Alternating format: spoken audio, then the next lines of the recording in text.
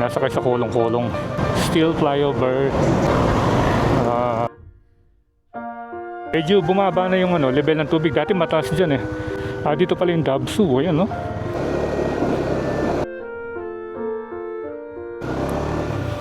Yan, under state of calamity.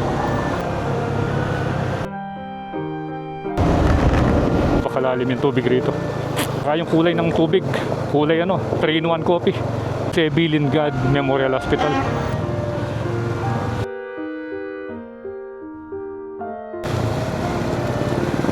Yung kolong-kolong, kaya naman niya, oh.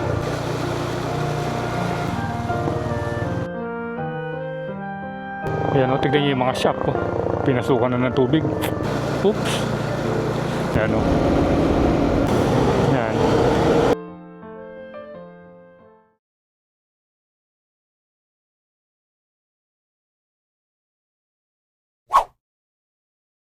Okay, so maulan pa rin.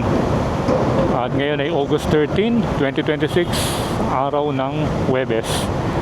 At ngayon ay nandito tayo sa may steel flyover dito sa may Dolores City of San Fernando. At medyo nagkakaroon na ng build up ng traffic dito. So time check, it's already 3 o'clock in the afternoon. Okay, so good day once again, Kabalen, and welcome sa ating panibagong vlog update dito sa may City of San Fernando. Yan. So for today's video ay titignan natin itong kalagayan ng ginagawa nilang kalsada rito, yung sa may harapan ng Campo Libas. So if you still remember, galing na tayo last week dito at grabe yung baha doon, napakataas, especially dito sa right side. Wala na kasing lalabasan yung tubig dahil tinasan yung kalsada. I think mataas yung yung konkretong pa lang, flooring halos mga 14 inches na. And then pwera pa yung tinambak na na lupa. So kaya ang nangyari, yun, lumubog dun sa may right side at saka sobrang haba ng traffic. So try nating makadaan doon kahit na baha. So hopefully hindi mamamatay hindi mamamatay yung makina ni Tikas. Ayan. So gamit pa rin natin si Tikas. So halos 3 araw na siya, 3 days na natin siyang ginagamit ngayon. Simula nung kunin natin sa Kapas Tarlac. Dahil nga yung may-ari nito, si The Trinity, injured siya ngayon at nagpapagaling. So pinagamit muna niya yung motor niya sa atin para hindi naman ma-stuck.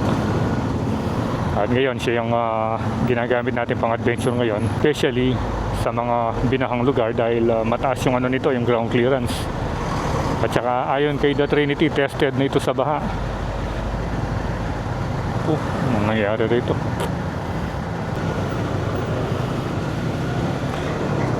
Traffic So ngayon pala yung Pampanga dineclare na ng Sangguniang Panlalawigan under state of calamity dahil sa mga barangay ang binaha dito sa Pampanga,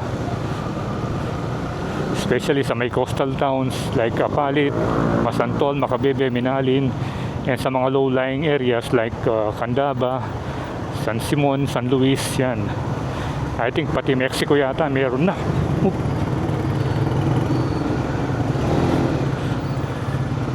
Mutik na tayo dun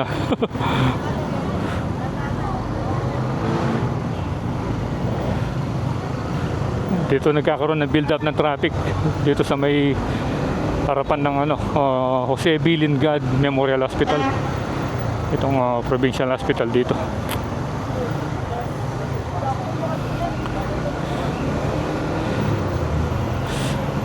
So last Sunday may vlog din tayo tungkol dun sa binahang parte ng San Fernando.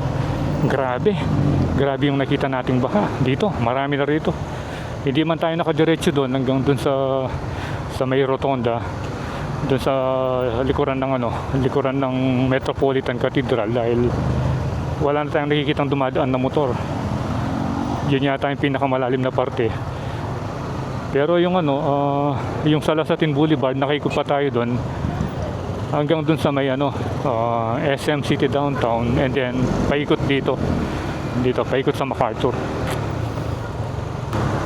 So ngayon, i-update ko kayo rito kung ano ba yung kalagayan, yung mga madadaanan nating parte dito sa may main highway, kung may binabaha pa rin. So siguro dito na tayo sa MacArthur na tayo. Yan, dati dito puno yan, puno dati yan.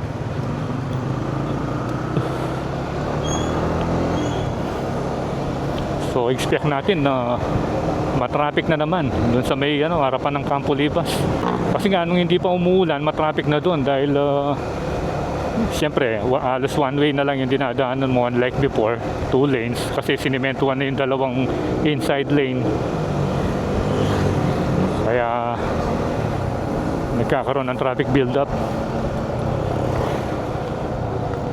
At hindi pa rin tumitigil yung ulan since nag-start yung month of August. Bali yan na ngayon, August 13. So 13 days ng straight na umuulan.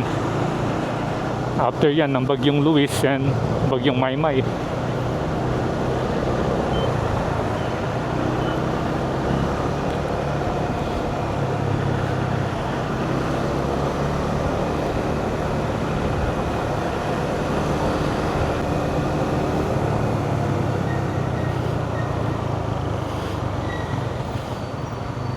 Dito dati nagbaha rin dito sa may San Jose, Ponduan. Pero ngayon wala na yun.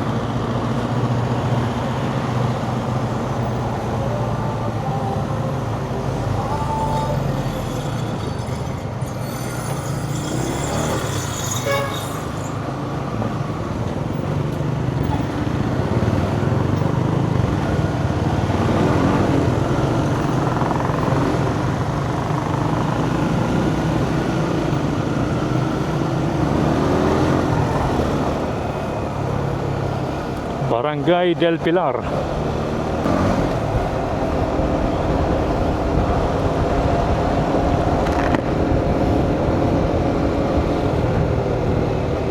Dito yung gas refill 77.50 yung diesel. At ito na yung mosque. Ayan o.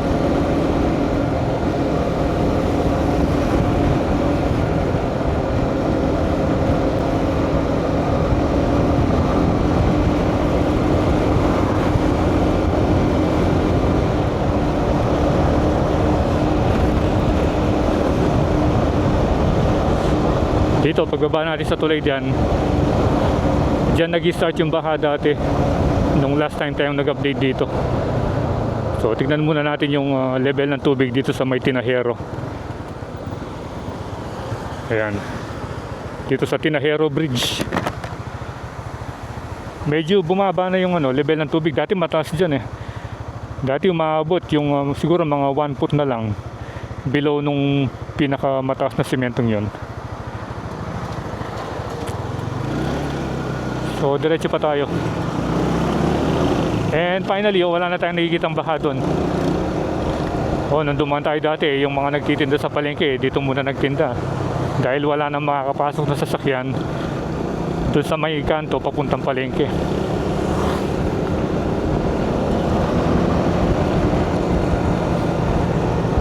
Yan, dati dito, baha na rito.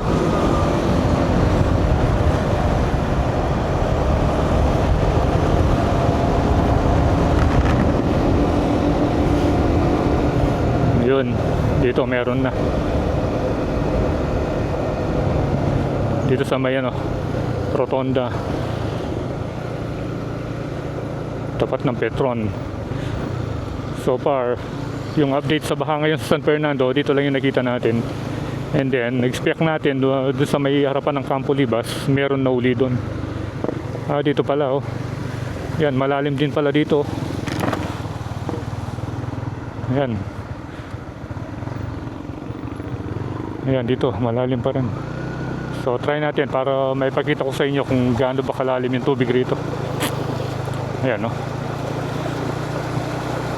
So far dito yung pinakamalalim na nabaha. Bali ano pa rin to, Barangay Del Pilar. Yan o, yung tubig kulay ano na, kulay iced tea. Oops, yun yung problema. Pag may nasa lumbong tayo, hahampas yung tubig. Yan o. So balik na tayo. Yan o, tignan nyo yung mga shop o. Pinasukan na ng tubig. At least nakita natin itong area ito na matindi pa rin yung pagbaha. Oops. Yan no.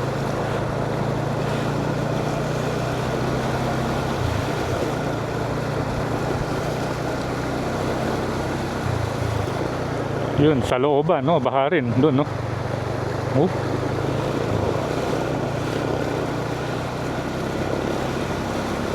Dito yan sa may katabi mismo ng rotonda.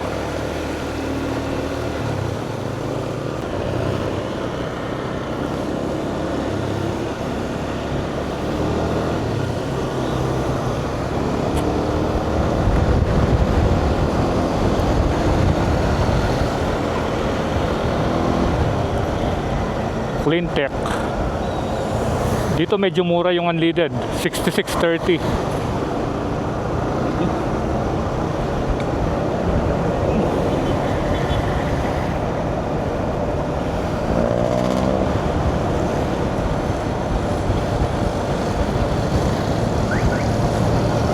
So yan, parang hindi masyadong matraffic yata ngayon. Kasi dati, bago ka makarating ng Wilcon Depot, super grabe na yung traffic dito. Yan. Ito, hindi kaya malalim yung baha rito. Yan, dito na mag-start. Buti hindi masyadong matraffic. Kabaliktad, yung traffic naman ngayon dito, doon sa kabila. Dati dito yung matraffic eh. So ayun pala yung nangyayari oh. Sinasakay nila yung mga scooter. Yan. Sinasakay sa kolong-kolong. Ayan, dito. Mukhang matindi na rito.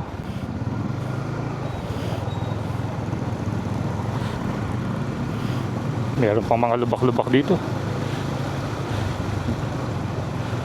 Sinakay yung NMAX. Ayan, ito yung update ngayon. Pero yung ano, yung inner lane, yung isang side naka nasimentuhan na.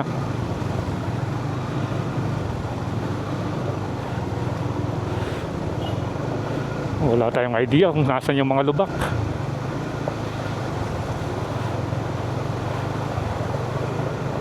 So far yung kolong-kolong kaya naman niya oh. Ayan, dito yan sa may harapan ng Barangay San Nicolas. At ito yung Campo Libas.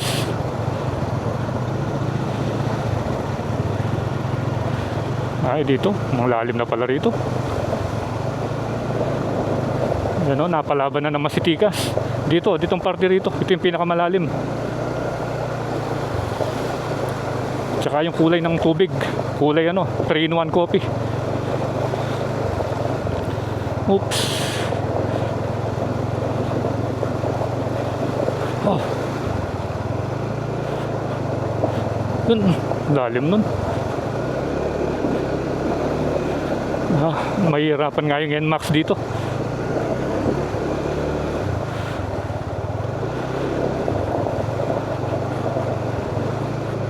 Meron parting malambot. Yun. Konti na lang siguro dito. Ayan. Naghalo kasi yung mga graba at saka buhangin kaya nararamdaman mo sa mga gulong. Ayan o. Dito. Yan. Ay, finally. Yan.